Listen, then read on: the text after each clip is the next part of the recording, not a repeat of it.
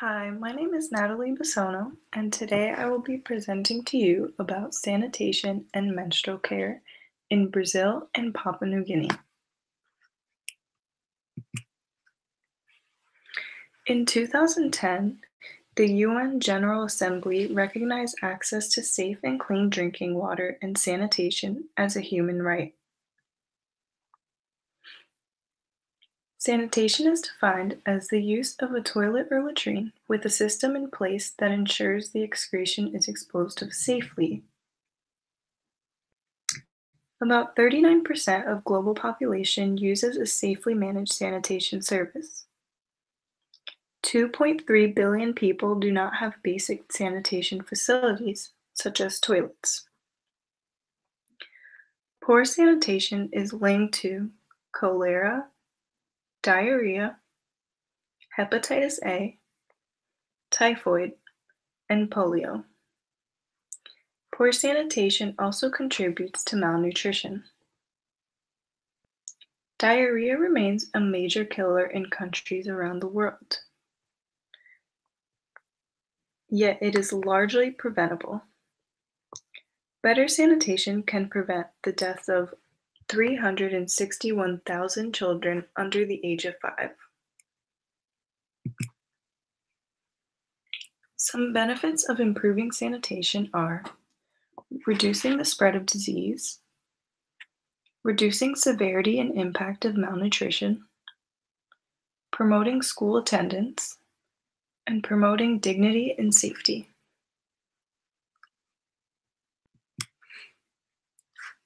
There are deep inequalities among Brazil's geographical regions. In urban areas, there is better and safer sanitation when compared to rural areas. In Brazil, there are about 5 million people without access to safe water. 25 million people without proper sanitation in Brazil.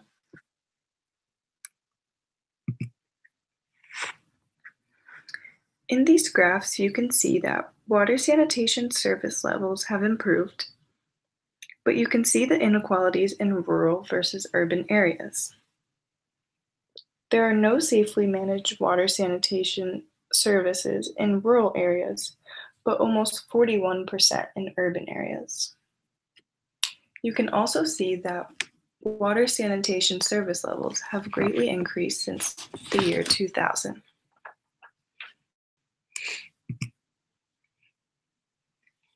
In this picture, you can see that the north has less piped water than the south of Brazil. The south is more urbanized, which explains why there is better access to safe drinking water. Sao Paulo is the only blue region that you see on the map. It is the wealthiest and most populous state in Brazil. It is very urbanized. The smaller blue section that you see on the map is Brasilia, which is Brazil's capital. In 2013, Brazil made a goal of achieving 99% safely managed water supplies by the year 2033. This would mean that Brazil would have to invest an average of 6.1 billion US dollars every year. This plan prioritizes elimination of open defecation, universal access to clean water, and at least 92% of safely managed sanitation. Some actions that they plan on taking with this plan are to identify and better target resources to improve coverage for vulnerable areas, increase regulatory oversight in water supply and improve quality, and to create better strategies to eliminate open defecation. Some critical issues that they still need to overcome are heavy reliance on public financing, insufficient social participation and commitment, and weak sector governance and integrity in many states.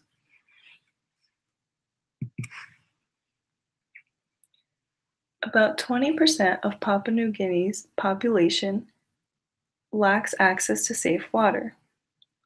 About 81% has no access to improved sanitation.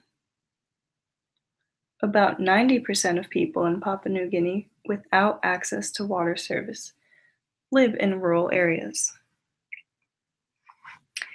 There are over 200 children under the age of 5 that die from diarrhea yearly. There are fewer than 2 in 10 people that have decent toilets. Many of their toilets do not have a top where they can open and close, and many of their toilets do not dispose of the waste. There are just holes in the dirt where the waste sits, but there's no proper disposal. About 4.8 million people in Papua New Guinea do not have access to clean water. Randella lives in Biala, which is a small town in Papua New Guinea. There is no water supply system here. Every morning, she carries 2 plastic containers full of water to her home. They use these plastic containers of water for bathing and drinking before school. It is very common for women and girls to be in charge of collecting the water. Sometimes, students are even let out early from school to help their families carry water. This is very common in the dry season, where they'll let students out at about 12 p.m. to help their families carry water or find a water supply.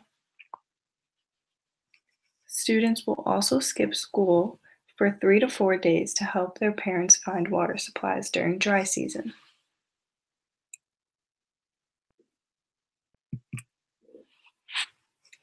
In 2017, the World Bank approved a $70 million credit to support Papua New Guinea's water sector.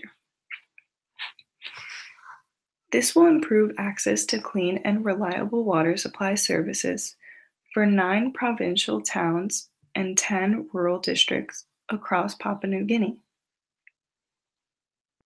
This plan supports their government's water, sanitation, and hygiene policy.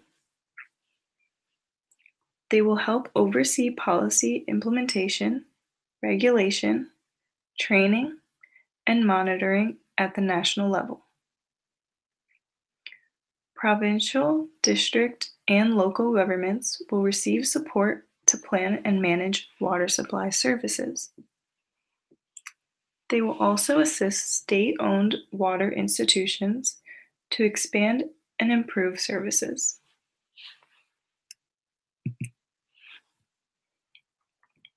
About 500 million women and girls globally lack adequate facilities for menstrual hygiene management.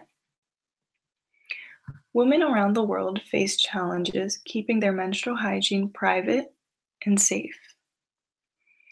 A lot of time, there's nowhere for women to dispose of their hygiene products.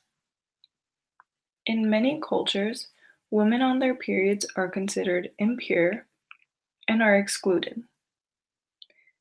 It is also common for girls to skip school while they are on their periods.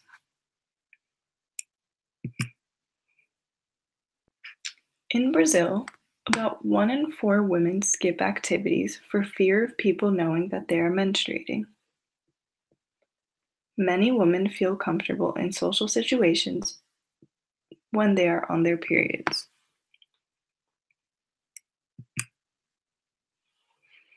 In Papua New Guinea, many adolescents lack knowledge about menstruation.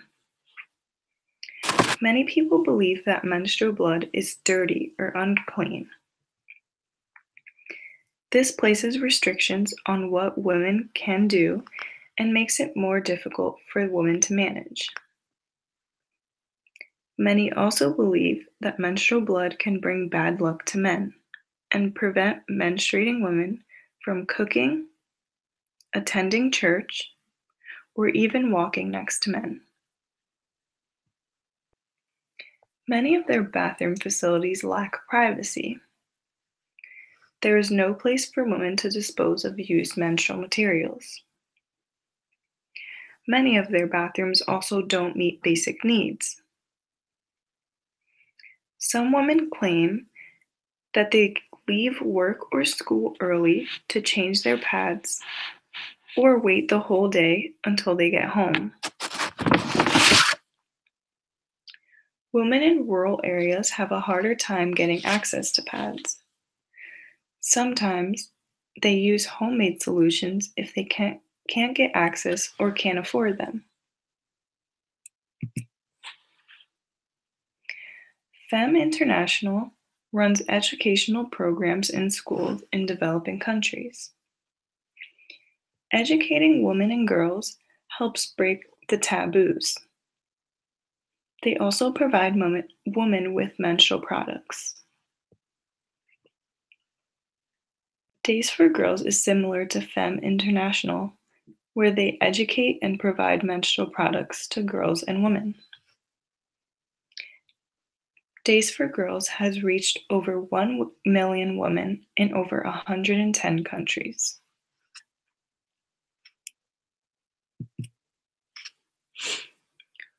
Water quality affects the health of humans. It plays an important part in maintaining health. Improving sanitation helps contribute to family literacy. It also contributes to social and economic development of society.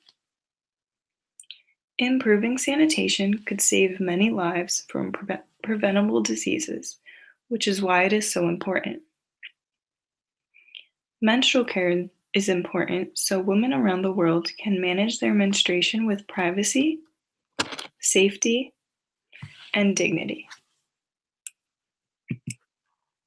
These are my resources, and thank you for watching my presentation.